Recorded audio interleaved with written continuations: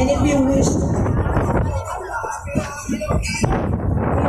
to attend Mass, that would be at around 6 o'clock in the morning here at San Jose Parish Church. Alas 6 ang misa.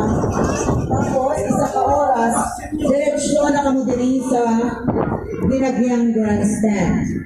Sa tanan na may mga tickets for the grand acting dance. Yagin gali sa Murawan Sabat sa Lilot, na yalin labulabog ra mo. May traffic ka pa no.